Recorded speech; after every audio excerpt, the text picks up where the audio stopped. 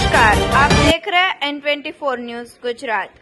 सूरत गुजरात में पेटा चुनाव और 66 नगर पालिका के परिणाम जाहिर हुए। भाजपा की जीत को लेकर सूरत में खुशी का माहौल। सूरत भाजपा कार्यालय पर ढोल नगाड़े और पटाखे फोड़कर खुशी व्यक्त की गई। गुजरात में 66 में से 62 नगर पालिका भाजपा ने विजय प्राप्त किया। सूरत का वार्ड नंबर 18 की पेटा चुनाव में भी भाजपा के उम्मीदवार का विजय।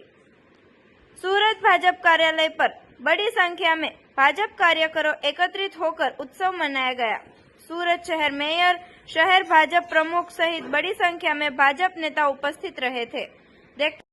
गुजरात में आज स्थानिक स्वराज्यની ચૂંટણીઓના પરિણામ ઘોષિત થયા છે।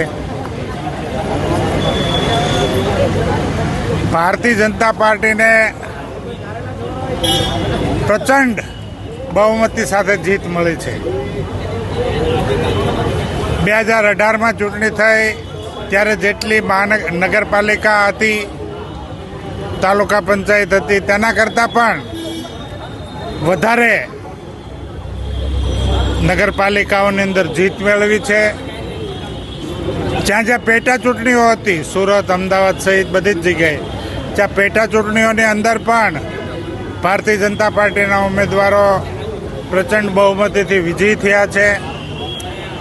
ગુજરાતની જનતાનો આદરણીય વડાપ્રધાન નરેન્દ્રભાઈ મોદી સાહેબ ઉપરનો ભરોસો, એમની ઉપરની શ્રદ્ધા,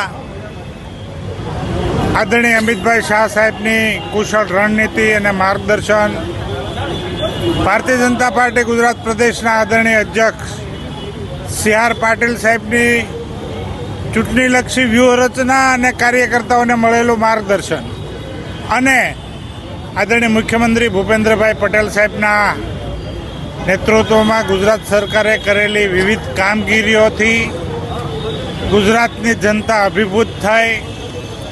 જે ભરોસો હતો એ ભરોસાને જાળવી રાખ્યો, એટલું જ નહીં પણ ભરોસો વધારે સુદૃઢ થયો। સૌ વિજેતાઓને હું આ જીત બદલ અભિનંદન પાઠવું છું। સુરતમાં પણ એક સીટની પેટા ચૂંટણી હતી। એ પેટા ચૂંટણીની અંદર ભારતીય જનતા પાર્ટીના ઉમેદવાર શ્રી જીતુભાઈ કાછડ 7,000 કરતાં પણ વધારે લીડ મેળવીને વિજેતા થયા છે। હું વોર્ડ નંબર 18ના તમામ મતદારોનો પણ આભાર વ્યક્ત કરું છું, ગુજરાતના તમામ મતદારોનો પણ આભાર વ્યક્ત કરું છું અને અમારા શીર્ષસ્થ નેતૃત્વનો પણ આભાર વ્યક્ત કરું છું અને સૌ કાર્યકર્તાઓને ખૂબ ખૂબ અભિનંદન પાઠવું છું કે એમની અથાગ પરિશ્રમના કારણે આ પરિણામ પ્રાપ્ત થયું છે। N24 न्यूज गुजरात, सिर्फ हम तक ही नहीं, सब तक।